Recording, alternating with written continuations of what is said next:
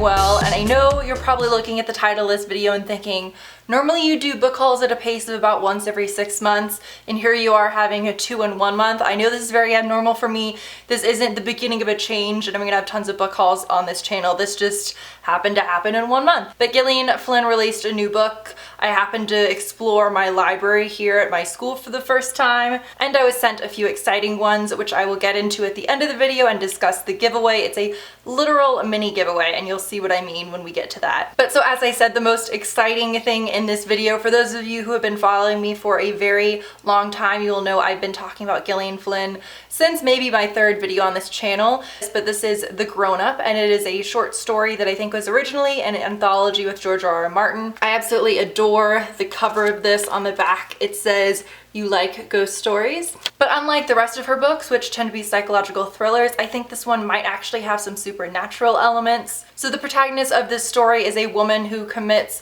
various forms of fraud to make money. She's pretending to read people's auras when a woman asks for her help, saying that this Victorian home is the source of a lot of fear for her. So our protagonist sets out to help her, really just looking for some extra money. And then she also encounters her deranged teenage son, and just a lot of terrifying things go down in this house.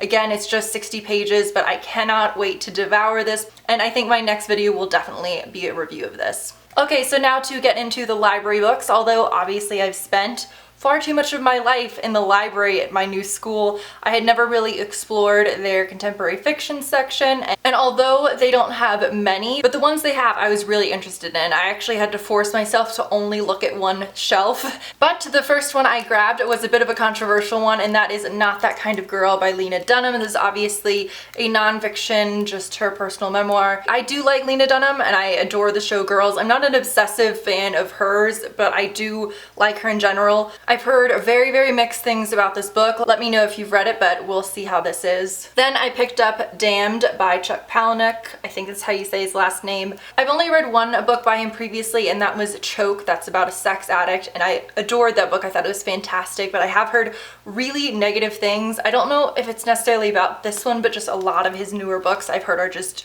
terrible. So let me know if this one is even worth it and if I should check it out.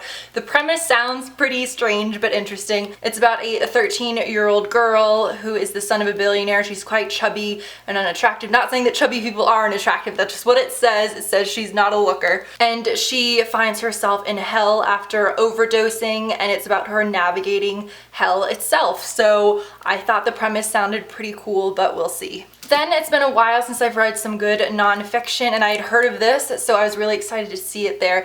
But this is Her by Krista Paravani. This is Krista's story about the death of her twin sister. That's not a spoiler, that's just what the book is about. But after her twin sister dies, she reads that after a twin dies, the other twin has a 50% chance of living within the next 2 years, and it's overall just about their backstory, her navigating those next few years of her life and exploring what it means to be a twin, and their story being raised into poverty and then going to a very prestigious university. And then I have the book of Strange New Things, the book of strange new things in this book being the Bible. Now I want to say that Just a Dust Jacket reviewed this and he didn't like it, or he loved it, or he didn't review it at all. Clearly I can't remember. I wrote down a summary of this because it sounded quite odd, but it is about a man named Peter who's very devout. This is very, very far into the future, and I believe he's a missionary who goes galaxies away to try and help a group of people.